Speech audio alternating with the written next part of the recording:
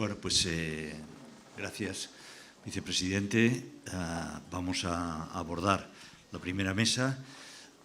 Creo que nos ha presentado Julián, pero no está de más repetirlo. Raúl Mérida, comisionado para la recuperación.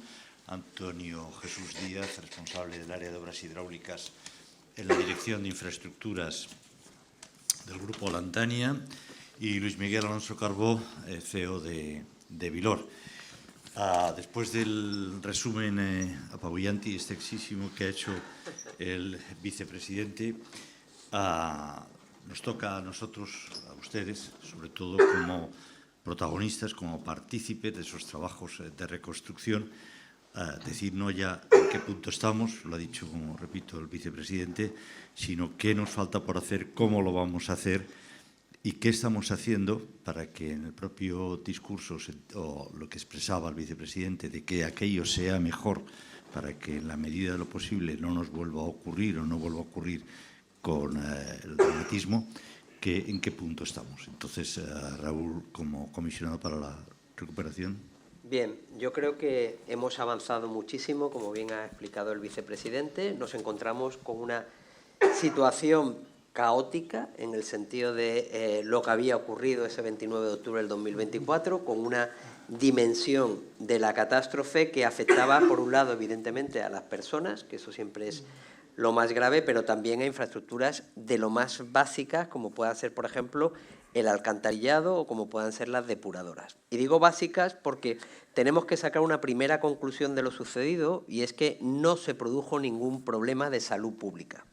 Esto es algo muy importante. En una catástrofe de las dimensiones que sufrimos, con esa retirada de más de 1 millón de toneladas de residuos, más los lodos, más los alcantarillados de muchas ciudades que se quedaron inutilizados, pues era muy difícil que no se hubiera producido un problema de este tipo. Bien, partiendo de esa base, de la reconstrucción que hemos llevado a cabo desde el minuto cero, con esa reposición de más de 600 kilómetros, por ejemplo, de vías férreas que quedaron afectados, o esos 800 kilómetros de vías de circulación, de carreteras, que quedaron también inutilizadas, con muchísimos puentes que afectan a municipios en los que, además, llevan a cabo una intercomunicación de municipios que es esencial. Bien, pues con esa situación, ¿qué hemos hecho? Reponerlos, pero además, en todos aquellos casos en los que la ley de emergencia nos lo permitía, porque la DANA se los había llevado íntegramente por delante, reponerlos con una mayor resiliencia. Esto es algo muy importante que para el futuro va a ser crucial. Es decir, no se trata simplemente de reponer obras que quedaron afectadas, sino se trata también de realizarlas con una mayor resiliencia. Por otro lado, estamos trabajando a través de esa constitución de la Comisión Mixta Intergubernamental que en su día el presidente Juan Francisco Pérez Llorca llegó al acuerdo con el presidente del Gobierno, Pedro Sánchez, para ponerla en marcha. Pues a raíz de esta comisión mixta hemos creado 4 grupos de trabajo que tienen mucho que ver con la reconstrucción. Uno de emergencia, porque no queremos dejar solos a los municipios cuando en estos episodios de lluvias cada vez más constantes que estamos sufriendo tengan que tomar una medida. Un grupo de salud mental, y quiero decir que el tema de la salud mental es mucho más importante o tiene muchas más derivadas de las que podamos pensar, porque si nosotros ahora mismo salimos, y el vicepresidente lo ha hecho muy bien, ha hecho el reflejo de qué diferencias están o qué diferentes están las calles, pero aún así quedan todavía fachadas, quedan todavía situaciones o cuestiones que a lo mejor son mínimas, pero que cuando las vemos nos producen una alteración, nos devuelven, nos retrotraen a ese 29 de octubre. En ese sentido hay que seguir trabajando, porque salud mental es la atención que se le prestan a las personas, pero también la restitución de infraestructuras. Eso también puede ser salud mental y de hecho lo es. Luego también, evidentemente, un grupo de parques naturales. La Albufera, el 29 de octubre del 2024, actuó como una especie de red, como una especie de portería que paró el golpe de toda la cantidad de agua que llegaba y la acompañó al mar, pero que evidentemente tiene una función y una misión que tiene que seguir desarrollando, y por lo tanto el aspecto, en este caso, de la situación de conservación del parque es esencial, tanto de la Albufera como del Turia. Y luego el tema de las infraestructuras hidráulicas. Y aquí llego un poco también al tema que me preguntabas. Dentro de las infraestructuras hidráulicas, nosotros, en el ámbito de nuestras competencias, sí hemos creado un proyecto. Quiero decir que la Generalitat del primer momento se puso, por un lado, a realizar un plan, el plan Endavant, es decir, 343 medidas cuyo objetivo es aumentar la resiliencia y la protección del territorio, pero también unos parques, que es el sistema de parques metropolitanos inundables, que tienen ese efecto de laminación, pero que no sustituyen a unas obras que sí que tenemos que seguir demandando, que son las de encauzamiento barranco arriba, que tiene que realizar la Confederación. El otro día, el viernes pasado, en la constitución del Grupo de Obras Hidráulicas, estuvimos abordando este tema con la Confederación Hidrográfica del Júcar, y esas obras son esenciales precisamente para salir de esta situación que el vicepresidente ha dicho muy bien, que es cuando realmente la gente pueda estar tranquila. Porque el 29 de octubre del 2024 el agua se llevó infraestructura de todo tipo, pero también se llevó la tranquilidad y la confianza en el futuro de muchas personas, de más de 800.000 personas que viven en la zona que resultó afectada por la DANA. Y tenemos la obligación, todas las administraciones, de devolverles esa confianza. Y el primer paso, y es una pena que haya tardado tantos días en producirse, es la comisión mixta, porque la gente tiene que ver que las administraciones cooperamos entre nosotros. La comisión mixta del desastre de la isla de La Palma se produjo a los 9 días, a los 10 días de la catástrofe. Nosotros hemos tardado 465 días, el Gobierno de España. Eso no puede volver a ocurrir. Es decir, lo primero cuando se produce una catástrofe de este tipo tiene que ser que la gente se sienta respaldada por sus administraciones, y eso se consigue mediante la cooperación. Solo faltaría, Raúl, que no pensáramos que habría que cooperar, ¿no? Teniendo en cuenta que todos son nuestros impuestos los que pagan las diferentes administraciones, ¿no? Pero, en fin, yo lo de la laminación antes me han dado una clase particular antes de entrar al foro, y por lo tanto eso lo tengo más o menos controlado y aprendido, pero me gustaría que fueran nuestros dos representantes empresariales. Ambas son empresas con una muy amplia experiencia en nuestros trabajos de infraestructuras, en nuestros trabajos de obra pública, y me gustaría que tanto Alonso de Vilor como Díaz de Lantania nos explicaréis desde el punto de vista qué es lo que falta por hacer, en qué vamos retrasados. No con el ánimo de meter el dedo en un sitio, sino qué es lo más urgente, dónde hay que apretar en esto. Bueno, lo que hemos estado hablando, y estoy de acuerdo, lo que falta es infraestructura hidráulica preventiva. Infraestructura hidráulica preventiva. Para empezar, yo empezaría por los municipios, la red de drenaje de los municipios. Hay que mejorarla, hay que aumentarla de capacidad, y hay que centrarse en el tema que has comentado antes de la laminación con tanques de tormentas que laminen las avenidas y que aumenten la capacidad de estas redes. La idea de los parques a mí me parece una idea buenísima, me parece una idea genial, pero es complementaria a las grandes infraestructuras que hay que hacer sí o sí en toda la cuenca, ¿no? Infraestructuras orientadas sobre todo a aumento de capacidad de barrancos y a aumentar la capacidad de laminación, que es lo que única y exclusivamente puede salvar que se produzcan este efecto. ¿Qué es la laminación? Yo es que no sé si sí, el público... La laminación, que, bueno, pues, a ver, no me quiero poner muy técnico, pero cuando se produce una avenida, ¿vale? Cuando llueve mucho, ese diagrama de lluvia, ese hidrograma, se convierte en un hidrograma, ¿vale? Y ese hidrograma es una relación del caudal con el tiempo. Es decir, en muy poco tiempo se genera muchísimo caudal, y es como una especie de campana, ¿vale? Como una especie de campana. Entonces, la laminación lo que consigue es almacenar durante un determinado periodo de tiempo, almacenar una parte de ese caudal y evita que vaya por el cauce. Con eso lo que se consigue es disminuir los picos de caudal. El caudal que va a llegar luego a las poblaciones pues será menor, y porque hay parte del volumen de agua que está retenido. ¿Retenido en dónde? Retenido en balsas, retenido en presas, retenido en los parques, retenido en tanques de tormenta, retenido que luego se irá soltando progresivamente a lo largo del tiempo. Es decir, al final el volumen de agua que va a llegar a Paiporta será el mismo, el volumen, pero no el caudal, ¿vale? El volumen será el mismo, pero no el caudal. Se alarga en el tiempo y los daños son mucho menores. Yo, si me permite, te voy a hacer un ejemplo que yo creo que lo va a entender todo el mundo. Imaginémonos una máquina de las que antes había en muchos bares, con la pelotita y las dos teclitas estas que tú le dabas así y giraban. Tú tirabas la pelota para arriba y la pelota bajaba haciendo esta figura. Cuando bajaba recta, la pelota iba y perdías la partida.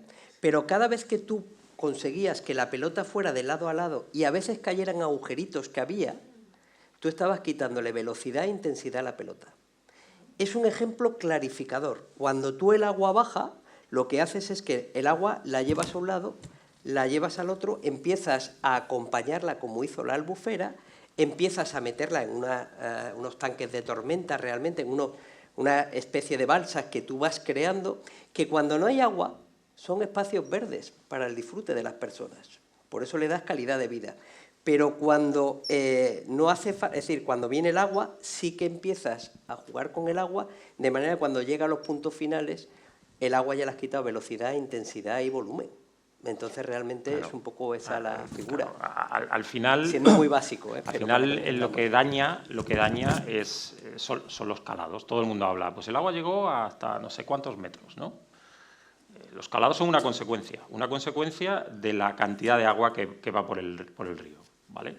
La cantidad de agua es el caudal, lo llamamos caudal. Lo que hacemos con esas es reducir ese caudal. Reducir ese caudal desde el punto de vista de la eliminación. Hay otra manera también de reducirlo, que he visto que hay previsto, que es bajar lo que se llama disminuir los coeficientes de escorrentía de las cuencas mediante reforestaciones, etcétera, que es hacer que los caudales los caudales disminuyan porque bajo los coeficientes de escorrentía aumentando el umbral de escorrentía. Pero en definitiva de lo que se trata es de bajar el caudal. Luis Miguel de Vilor, obras estructurales prioritarias desde vuestro punto de vista. Bueno, es evidente que lo que, como no podía ser de otra manera, que lo que se ha hecho hasta ahora es pues lo que nos ha transmitido el vicepresidente muy bien, restablecer la normalidad desde un punto de vista más a escala supramunicipal. O sea, hemos conseguido rescatar pues las carreteras, las vías férreas, las depuradoras, pero es cierto que hay una parte importante aún de infraestructura, sobre todo equipamientos municipales, colegios, bibliotecas, vivienda, ¿no? que falta mucho por hacer y también hay que pensar que está claro que donde se tenía que actuar es aquí, en esta zona, porque es donde está el daño y es donde hay que recuperar la normalidad y devolver la tranquilidad a la gente. Pero creo que debemos pensar que este fenómeno se puede volver a repetir en 10, 12, 5 años o mañana mismo en otro punto de nuestro territorio. Y como estamos ahora mismo todos volcados en esta zona, como no puede ser de otra manera, pues aquí sí que hemos recuperado infraestructuras, las hemos mejorado, las hemos hecho mucho más resilientes, pero en otras zonas de nuestro territorio, en Alicante o en Castellón o en el norte de Valencia, pues todas las cosas están aún por hacer, por pensar y por hacer. Entonces yo creo que el trabajo es ingente, sobre todo de planificación. Cuesta oír decir que están aún por pensar después de lo que hemos pasado, ¿no? Yo creo que en esta zona estamos trabajando intensamente todos, la parte, digamos, al sur del nuevo Turia, pero en el resto del territorio me temo que lo tenemos un poco... Yo quiero decir en ese sentido, tienes toda la razón, que nosotros desde la Generalitat Valenciana, desde la Consellería, sí hemos encargado tanto a la UGI en Castellón como a la Universidad de Alicante y a la Universidad Miguel Hernández en la provincia de Alicante, igual que en Valencia con la UPV y la Universidad de Valencia, lo que llamamos estrategias verdes. Es decir, ¿qué llamamos estrategias verdes? Pues precisamente ese modelo de laminación del agua, que espero que ahora ya se ha entendido un poquito más, llevarlo también a esos territorios. Pero efectivamente, en el 2019 en Orihuela se sufrió una dana también de unas consecuencias gravísimas. El Mediterráneo, lo venía hablando antes, está a una temperatura muy alta. Eso quiere decir que hay una humedad muy grande en el ambiente y que una posibilidad, una borrasca, va a traer siempre una lluvia más drástica que en otras condiciones. Luego, efectivamente, nos tenemos que preparar en ese sentido. Hablaba el vicepresidente de que han participado en los trabajos unas 160 empresas aproximadamente, si no he oído mal, de las cuales una buena parte son valencianas. Sin caer en ningún tipo de chauvinismo, sois dos grandes empresas. ¿Hay empresas con capacidad de acometer en Valencia estas obras de esta envergadura? ¿Hay empresas con capacidad para imponer un ritmo que se le pudiera exigir hipotéticamente desde las administraciones de, oye, vamos a avanzar más rápidamente en esto? Bueno, yo creo que las empresas, tanto las empresas como las administraciones, nos hemos volcado en la tragedia y hemos demostrado que capacidad hay mucha. De hecho, el conseller citaba pues, todas las actuaciones que hemos desarrollado. Prácticamente está todo terminado. Incluso me permitirás corregirle, el conseller, no el vicepresidente. Y es raro corregir a nuestro vicepresidente porque siempre acierta. Pero hablaba de que le quedaban tres infraestructuras municipales pendientes de finalizar. Y, vamos, calles que yo sepa está totalmente acabada. Con lo cual... y ahora estamos entrando en una fase donde las empresas Creo que esta corrección la va a permitir. Sí, seguro que da alegría. Donde las empresas prácticamente hemos acabado todos los contratos de esta primera oleada de las emergencias y estamos un poco pendientes de que puedan empezar a salir las licitaciones de estas grandes obras hidráulicas que tanta falta hacen, ¿no?, por parte de la Confederación. Sí, yo creo que capacidad hay de sobra y se está cumpliendo los plazos, como tú dices. Nosotros estamos... Capacidad desde un punto de vista de mano de obra y de tecnología, de abordar proyectos. Tecnología, por supuestísimo, que además es la que más controlo yo, digamos, en mi campo y sí, se sabe lo que hay que hacer. Se sabe lo que hay que hacer hace mucho, además. Otra cosa es que no se ha desarrollado y no se ha hecho, pero se sabe lo que hay que hacer hace mucho. Eso es muy triste. Sí. Yo sí que quería decir, si me lo permites, que no solamente es que tenemos empresas del más alto nivel, yo diría que tenemos una representación aquí en la Comunidad Valenciana de las mejores empresas del mundo. Pero no es eso solo lo más importante, sino cómo se entregaron vocacionalmente, altruistamente, en un primer momento, sin saber si eso iba a derivar en contratos o no. Finalmente, han sido más de 150 empresas las que resultaron contratadas para poder reponer lo que se llevó el agua. Pero es que desde el primer momento se ofrecieron a ayudar en lo que fuera. Y yo recuerdo que a las pocas horas de la catástrofe, estando en este caso como secretario autonómico con mi compañero, el director general de Calidad y Educación Ambiental, Jorge Blanco, cómo empezamos a movilizar servicios, camiones y ciudades como Alfafar, Paiporta, Benetús, Sedaví, cómo las llenamos. En un día metimos más de 1000 camiones, desaguando en ese momento los garajes porque eran a las pocas horas de suceder la tragedia. Es decir, que nunca estaremos ni diremos suficientemente veces gracias a todas esas empresas que aportaron toda su infraestructura, todo su personal, pero además lo hicieron a un nivel de excelencia que la prueba más evidente es que nunca tampoco una comunidad se ha podido recuperar en tan poco tiempo de una catástrofe tan grande. Y eso ha sido gracias a las empresas, ¿eh? O sea, eso no cabe ninguna duda.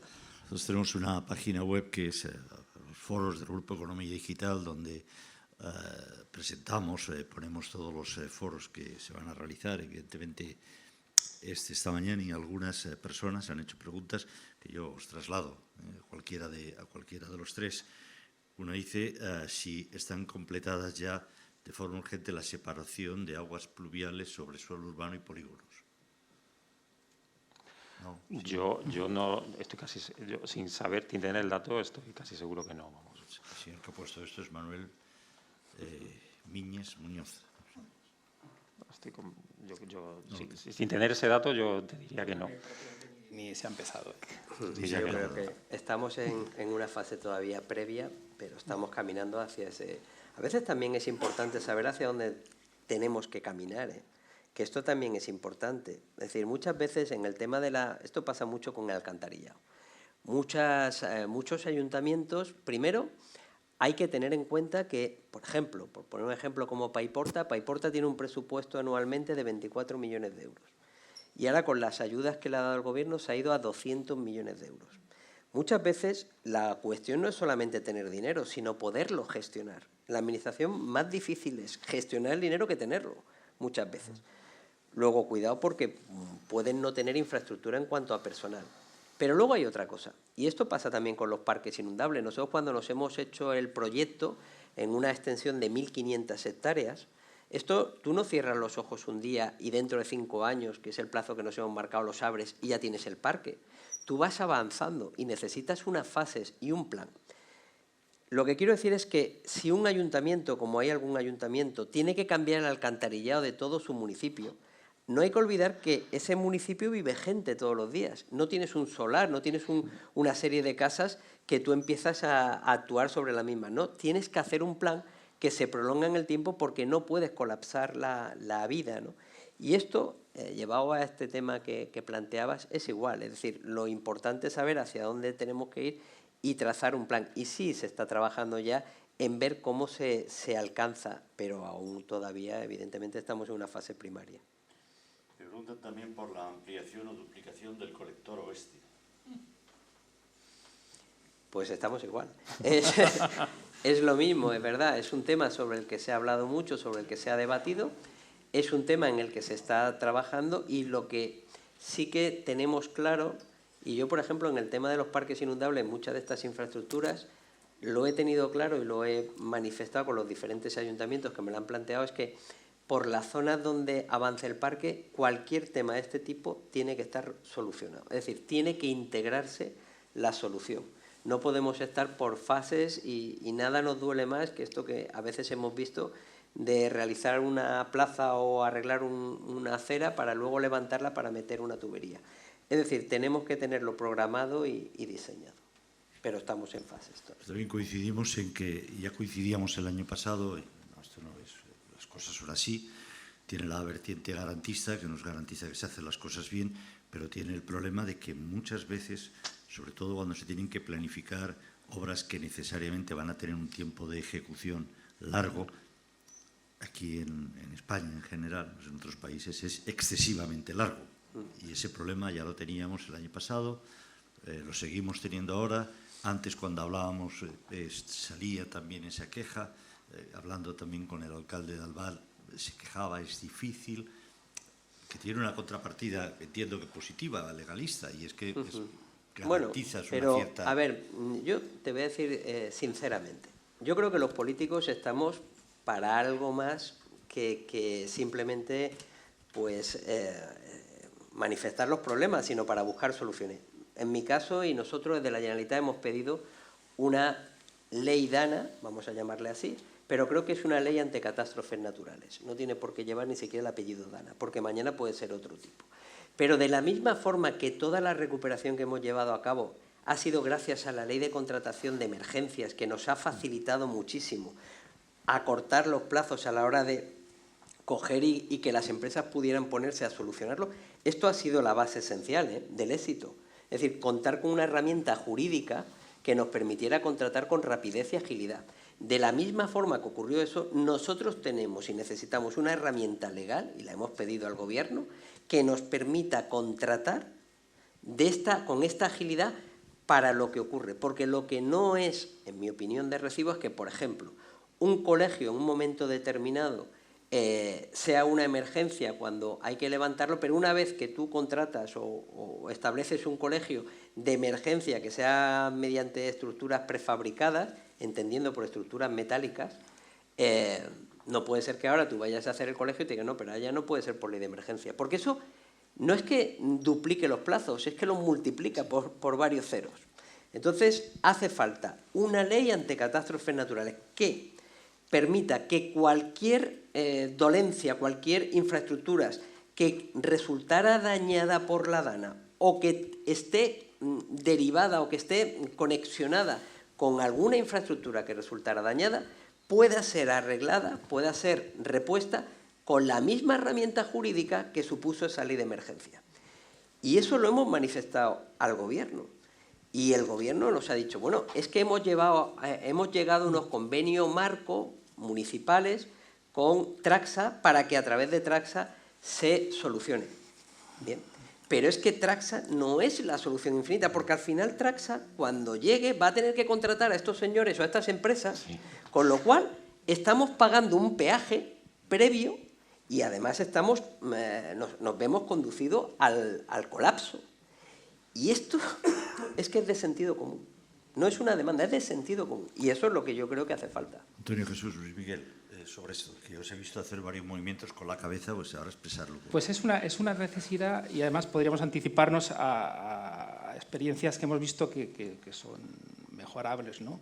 En el marco de esa ley de catástrofes podrían estar precreadas con antelación esa comisión mixta que aquí hemos tardado 1 año y medio en constituir. Por ejemplo, si esa ley tuviera prevista un organismo que desde el minuto antes donde se prevé la catástrofe puedan empezar a trabajar sin tener que hacer reuniones de 200 personas, como hemos visto en las primeras horas, pues sería muy efectiva. Este organismo podría coordinarla o mejorar la coordinación entre las distintas administraciones. Bueno, todas estas cosas que lamentablemente estamos viendo que las catástrofes cada vez son más continuas en el tiempo, con lo cual ese apunte que hace el comisionado es más que necesario, ¿no?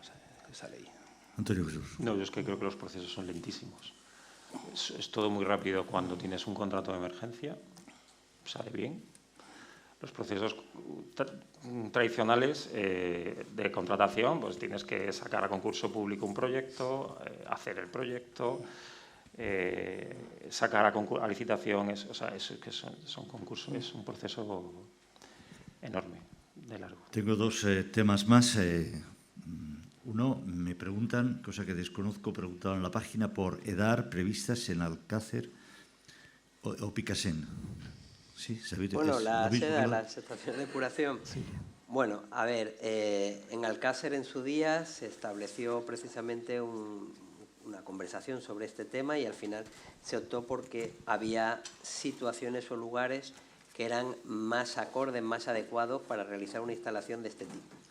Y me consta que desde la EPSAR, desde la empresa pública de la Generalitat Valenciana que lo gestiona, se han buscado y se están buscando otras alternativas y está muy avanzado. Lo que ocurre es que se está negociando con los ayuntamientos porque al final, cuando tú decides cualquier instalación o cualquier ampliación de este tipo, pues tienes que hacerlo también partiendo de la base de que haya un consenso. Lo que no puede ocurrir, y esto lo digo de forma general, es que muchas veces ante cualquier instalación surja casi la imposición. Es decir, son instalaciones que tienen que partir del consenso, suponen una mejora imprescindible, son necesarias. De alguna de estas infraestructuras se ve conexionada claramente incluso parques naturales, como pueda ser la Albufera y otros parques. Luego tenemos que seguir trabajando así, pero es verdad que no tenemos que olvidar una cosa, que la Comunitat Valenciana es la comunidad de España, está entre las 3 primeras en cuanto a gestión del agua y reciclaje del agua. Y ese es el futuro.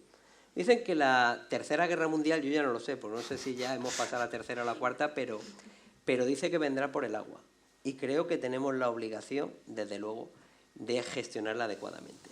En este caso se están trabajando en buscar opciones y está muy avanzado por parte de la EPSAR esos trabajos, pero siempre desde el consenso y adecuándolo a la realidad y a las necesidades. No sé si estamos en la tercera, pero tenemos 2A, 2B, 2BA. Sí. Tenemos camino. Otra pregunta la pongo y paso ya a la última. Si se ha mejorado la conexión de las emergencias meteorológicas con la coordinación de emergencias sanitarias y ayuda militar. Qué complejas las preguntas que las ha hecho.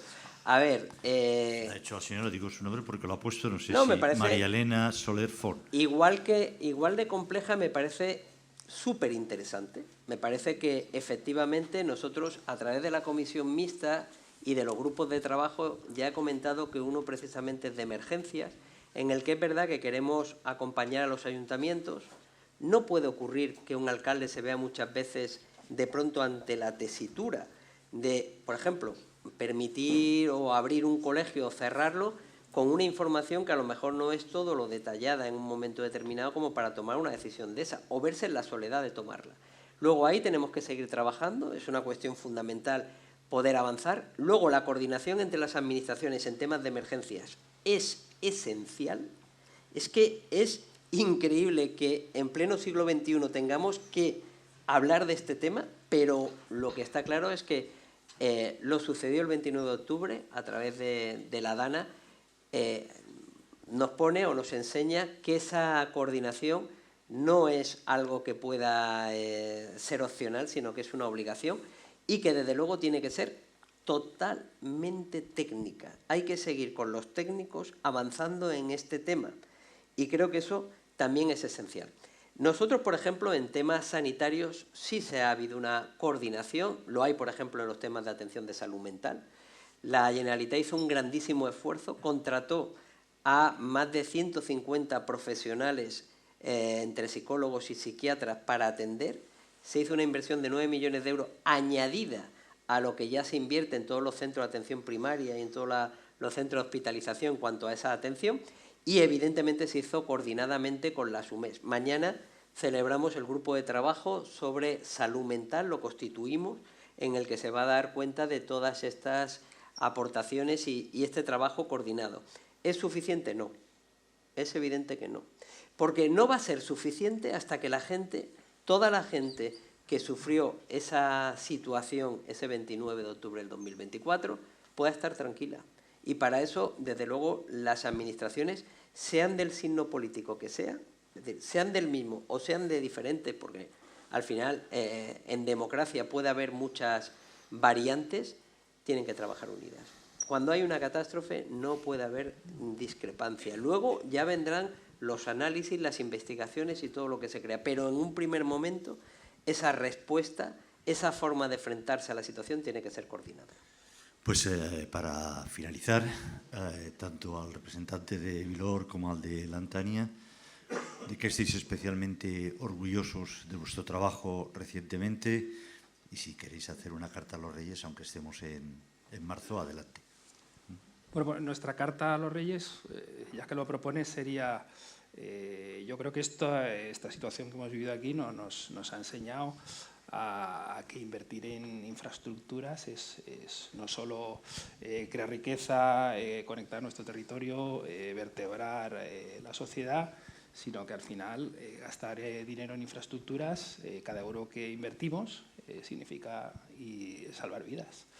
Salvar vidas. Entonces, esta sociedad parece que tiene claro que invertir euros en sanidad, los tres pilares son sanidad, educación y dependencia, pues es dinero bien gastado, pero yo creo que en este municipio, alcalde, os habéis dado cuenta que cuando nos falta el tren para ir al hospital, nos falta el encauzamiento que protege a nuestras personas más vulnerables que vivían en plantas bajas, etcétera, cuando nos falta la carretera para ir al colegio, pues el problema es muy grave.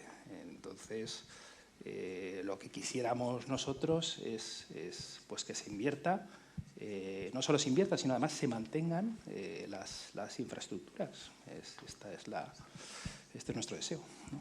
Y creemos que será para bien de la sociedad. Decía, creo que el comisionado, que es más fácil conseguir dinero que gestionarlo después para una administración. A veces uno tiene la sensación que es más fácil invertir que mantener después en determinadas estructuras. Y de luego en el ferrocarril tenéis trabajo, deberéis tenerlo. No, yo barriendo para mi casa, o sea, para mi tema, infraestructura hidráulica es la gran olvidada en general, sí. En todo este país. Nos hemos centrado muchísimo en el tratamiento de aguas, que estoy totalmente de acuerdo que es necesario, pero nos hemos olvidado del resto de infraestructura hidráulica. Y porque es una infraestructura que generalmente no se ve, no vende, no es una infraestructura como el tren de alta velocidad, todo el mundo lo ve, la carretera, la autopista. Y como decía antes el consejero, si la situación que pasó puede volver a pasar, totalmente.